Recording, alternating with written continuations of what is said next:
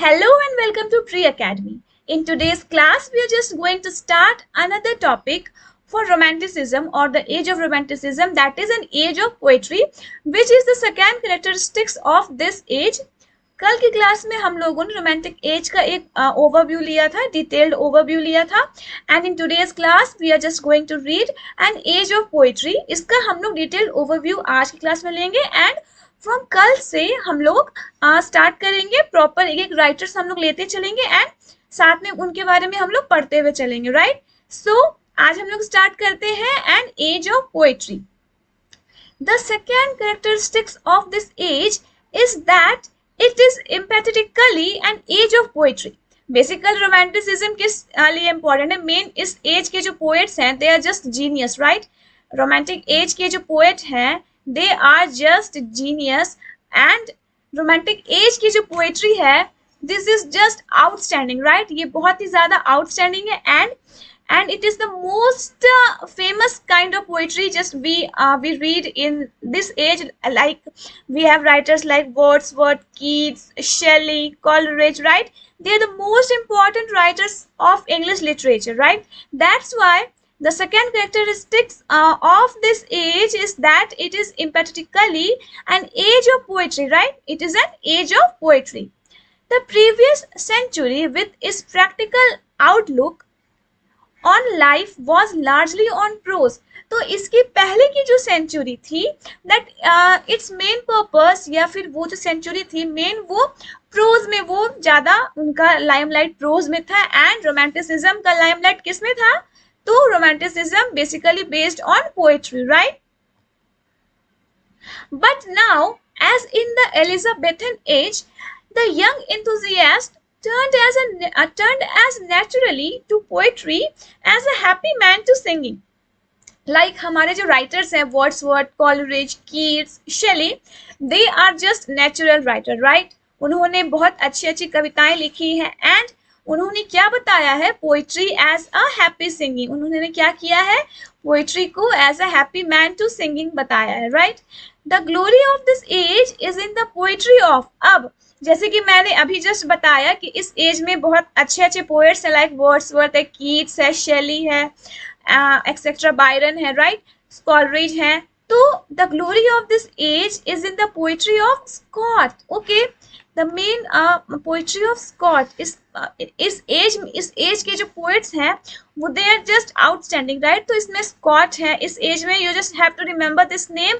Okay, Wordsworth है, we have Coleridge, we have Byron, we have Shelley, Keats, Moore, Southey. Okay, they are the most important writers of this age and we have to just remember everyone. Okay, हम लोग इसे नाकार नहीं सकते इन writers को. Right, exam में इनसे बहुत सारे क्वेश्चंस पूछे जाते हैं. इस बार तो हमारी पीजीटी में वर्ड्सवर्थ है, कॉलरिज है, शेली है एंड कीट्स है. राइट, बट these जो writers हैं इनके अलावा they are the most important writers. And now just coming to the of its prose work, those of Scott alone have attained a very wide reading through the essays of Charles Lamb. Okay, इस world में इस age में prose work किसका important था? तो prose work था Scott का important and यहाँ पे रीडिंग है, रीडिंग और एसेस किसके इंपॉर्टेंट है? तो चार्ल्स लैम्ब के एसेस इंपॉर्टेंट है. Just you have to remember this things. Right, कि एसेस किसके इंपॉर्टेंट है एंड पोएट्री किसके इंपॉर्टेंट है? एसे इंपॉर्टेंट है चार्ल्स लैम्ब के and novels of Jane Austen. Right, novels किसके इंपॉर्टेंट है? तो जेन ऑस्टिन के नॉवेल बहुत ही इंपॉर्टेंट है एंड दीज हम लोगों को ये भी पढ़ना है एग्जाम में. ओके, ये हमारे एग्जाम का सिलेबस है and we have to read Charles Lamb and Jane Austen too. Right, so poetry में कौन कौन से पोएट इंपॉर्टेंट है? ये तो सारे पोएट्स ही इंपॉर्टेंट है but Wordsworth, Coleridge, Byron, Shelley, Keats, they are the most important poets and we have many more. इस एज में बहुत सारे अच्छे अच्छे राइटर्स है लाइक स्कॉट है, मूर है एंड साउदी है, बायरन है. Byron is also an outstanding poet. Okay, and we see the prose work of Scott is important and the essays of Charles Lamb is important and the novels of Jane Austen is important. Okay, ये सारे आप लोग को just note down on your copy so that these are the small points, right? इसीलिए आपका छूटे ना. And if you just want to take the screenshots, then you can take the screenshot. Unless if you are making notes while reading, then it is very helpful. It will be very helpful for you to just read after the class, right? So Coleridge and Southey with who with Wordsworth formed the trio of so-called lake poets, right? तो हम लोगों ने पढ़ा होगा ना कि lake poets क्या होते हैं. तो लेक पोइट्स कौन कौन थे? तो कॉलरिज थे, साउदी थे, विथ वर्ड्सवर्थ. अगर एग्जाम में आए कि who are the lake poet, okay, who form the trio, okay, then we will have to write the name of Coleridge, we will have to write the name of Southey, we will have to write the name of Wordsworth. They are just called lake poets, right? And lake poets होते क्या हैं? Lake poet तो ये लोग कहलाते हैं, Coleridge, Saudi and Wordsworth, ये लोग लेक पोएट तो कहलाते हैं, बट एक्चुअली में लेक पोएट होते क्या है? सो it is written here, in English literature, the key figure of the early Romantic period are considered to be the group of poets including William Wordsworth, Samuel Taylor Coleridge and Robert Southey. Okay, तो ये जो तीनों poets हैं, they are the most important. Okay, Robert Southey, William Wordsworth, S.T. Coleridge. ये क्या है कि they are the key figure. Okay, अगर पूछा जाएगा एग्जाम में कि who are the key figure, तो की फिगर कौन कौन है? तो की फिगर है Wordsworth, S T. Coleridge and Robert Southey, right? तो they are just the key figures of romantic age, early romantic period के ये लोग key figure. They consisted. Okay, this is the I have just written in a very clear way that it will be very easy to for you all to make the notes, right? And later they became known as lake poet, named after the Lake District in the northwest of England where they lived. They held many poetic beliefs in common, claiming that imagination and intuition help to penetrate deeper into the essence of things, right? And ये लोग को lake poet क्यों कहा गया था? Because यहाँ पे क्या है? Named after the Lake District of the northwest of England. That's why ये लोग यहाँ पर रहते थे, and that's why they are just called lake poet. उनका बिलीफ क्या था? साउदी का, वर्ड्सवर्थ का एंड कॉलरिज का बिलीफ क्या था? दे just believe that imagination and intuition, right? Imagination and intuition help to penetrate deeper into the essence of things. Like इनका क्या था? ये लोग तो बिलीव करते थे, मेनली साइंटिफिक वे में तो बिलीव नहीं करते थे. ये तो मैंने कल की क्लास में आप लोगों को बता रखा है कि ये जो रोमांटिक एज के जो पोएट्स होते हैं, ये लोग साइंटिफिक चीज़ों को बिलीव, साइंटिफिक चीज़ों पर बिलीव नहीं करते हैं. दे just believe in imagination, right, intuition. और ताकि ना ये जो इमेजिनेशन है हेल्प करते हैं इंसान को कुछ डीपली सोचने में, राइट? इफ वी इमेजिन करके ये लोग इतनी सारी पोएट्स लिखे हैं, right? They are just imagination को ये लोग बहुत ही बड़ा पावर मानते हैं. दे जस्ट साइंटिफिक चीज़ों को ये बिलीव नहीं करते, they just believe in imagination, right? So इनका क्या था कि ये जो था इनका they held many poetics beliefs in common, claiming that imagination and intuition help to penetrate deeper into the essence of things, right? They just help to penetrate deeper into the essence of things. The lake poet believed that poetry could be written only under mystical inspiration, right? उनका क्या था? Inspiration, right?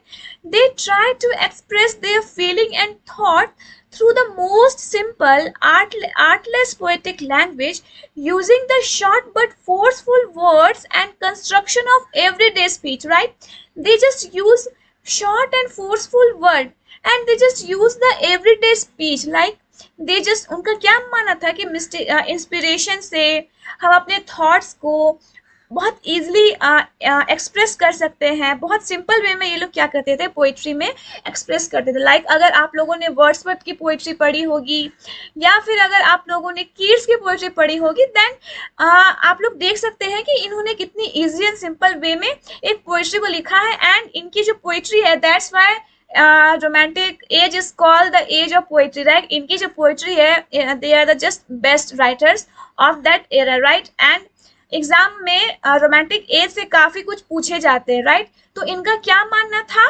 कि the late poets believe that poetry could be written only under mystical inspiration.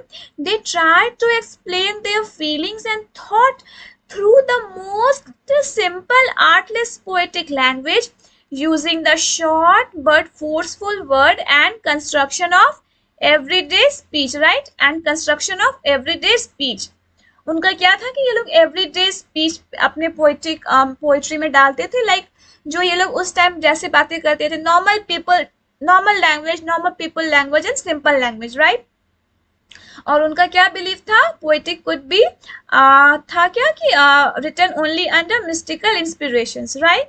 अब हम आते हैं, ये तो हो गया पोएट्री में। अब क्या था, ये जो एज था ना, एज ऑफ रोमांटिसिज्म, इसमें क्या था कि women as a novelist, it was during this period that women assumed for the first time, okay, ये क्या अगर क्वेश्चन आएगा, it was assumed it was during the period that women assumed for the first time as an important place in our literature, right? अगर question पूछा जाएगा कि women को एक इम्पोर्टेंट प्लेस किस एज में मिला, then the answer will be romantic age. Probably the chief reason for this interesting phenomenon lies in the fact that women was for the first time given some slight chance of education, right? Romantic age में ही women को chance मिले थे, some slight chances for education, right? Women को romantic age में ही बहुत ज़्यादा limelight मिली थी and उन्हें education से गुफ्तगू कराया गया था. I think the concept is clear here, right? Then we have just of entering into the intellectual life of the race, okay?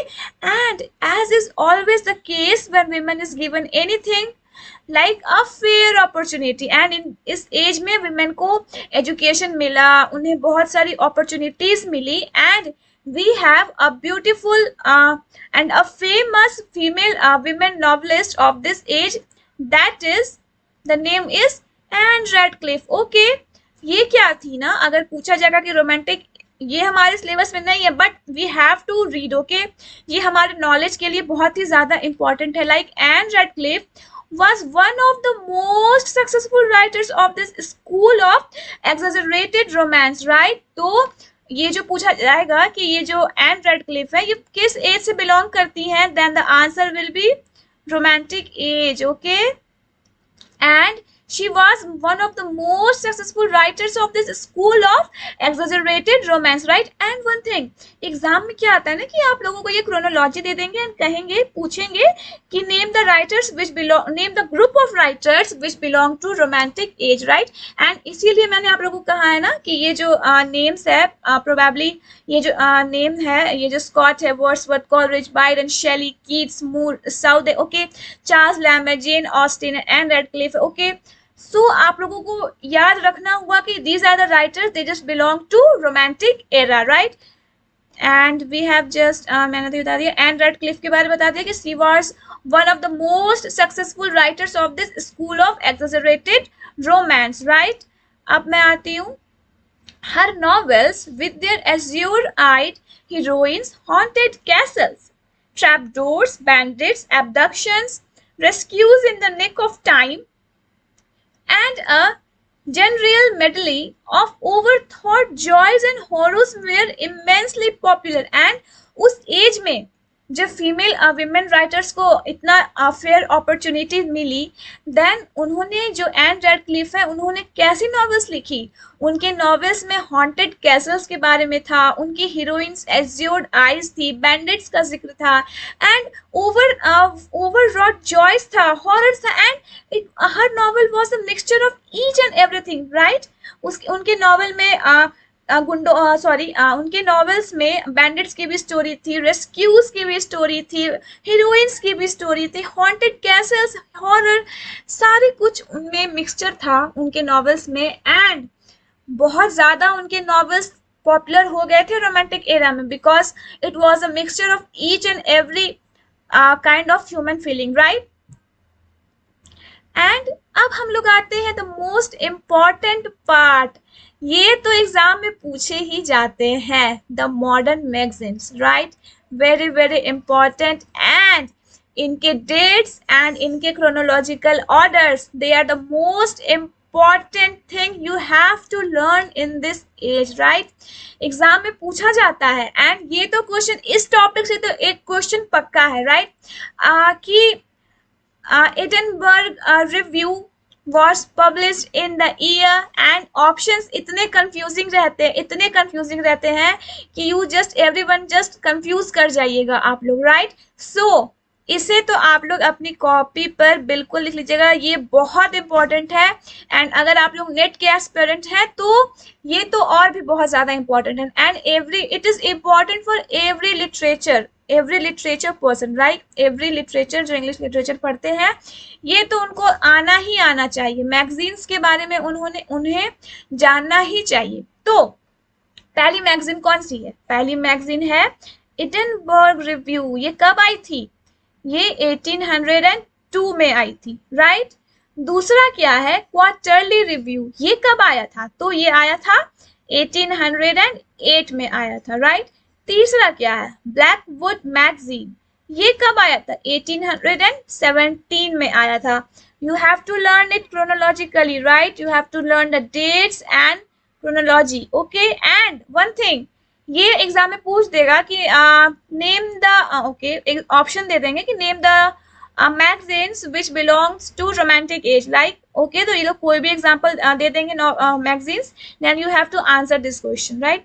We have the Westminster review. ये कब आया था? तो ये आया था 1824 में। ये कब आया था? 1824 में। We have the Spectator. ये बहुत इंपॉर्टेंट है। एडिनबर्ग रिव्यू नहीं, सारे मैगजीन्स इंपॉर्टेंट है, right. The Spectators 1828, the Athenaeum 1828। फिर क्या है? Fraser's magazine. ये कब आया था? 1830 में, राइट। सो आप लोगों को ये तो रटना ही पड़ेगा, बिना रटे कोई चारा नहीं है, इसे तो रटना ही होगा, right. And these magazines are edited by such men as Francis, क्या नाम है इनका? Francis Jeffrey, John Wilson, who is known to us as Christopher North, right, and John Gibson Lockhart. Lockhart बहुत important है, right, Lockhart बहुत important है। Who gave us the life of Scott, है ना, Lockhart का पूछा जाता है। Who gave us the life of Scott exercised an immense influence in all subsequent literature, right? तो ये जो मैगजीन्स हैं ये किनके द्वारा एडिट की गई थी? तो इनका नाम है Francis Jeffrey, John Wilson who is known as Christopher North, and John Gibson Lockhart, right? These are, you have to just remember these things. And when these magazines began to seek and to publish the work of unknown writers, okay, तो ये जो magazines है इसमें unknown writers के भी works को publish किया गया था। एंड अननोन राइटर्स में कौन कौन है? Like Hazlitt, Lamb and Leigh Hunt. They are most important, right, ये हमारे सिलेबस में भी है। And Leigh Hunt, Hazlitt Hunt, Lamb, they are the most important, okay. You have to remember them, okay? They discovered the chief mission of the modern magazine, which is to give every writer the ability of opportunity to make his work known to the world, right? तो ये जो magazine था इसमें unknown writers के works को publish किया जाता था, लाइक हेजलिट हुए, लैम्ब हुए एंड ले हंट। उस टाइम ये लोग अननोन थे, but now they are just very famous, like everyone knows them, right? They discovered the chief mission of the modern magazine, right, which is to give every writer the ability of opportunity to make his work known to the world, right? So उन्होंने ये क्या बताया था कि they just gave an ability, right? They just gave the ability of every writer, the ability of opportunity to make his work known to the world, right? अब हम लोग आते हैं, ओके, तो I think this is the end of today's class. मैंने आज की class में इतनी ही स्लाइड्स ऐड की थी, एंड नेक्स्ट क्लास में we are just going to read the poets of romanticism, that is William Wordsworth, Samuel Taylor Coleridge, we have Percy Bysshe Shelley, and we have John Keats. We are just going for syllabus, right? हम लोग syllabus के accordingly जा रहे हैं. That's why I have just given the names of only these 4 writers. So I think ये वाला जो portion है, ये जो मैगजीन वाला पोर्शन है आप लोगों को समझ में आ गया होगा. And the list which is given you just note it down in the copy for your betterment. Okay, for your betterment. Like that's all for today's class. And अगर आप लोगों ने अभी तक प्री अकेडमी को सब्सक्राइब नहीं किया है देन जल्दी से यूट्यूब पे प्री अकेडमी को सब्सक्राइब कीजिए एंड इस क्लास इसको जल्दी से आप लोग देखा कीजिए for your betterment. Right, thank you for today's class.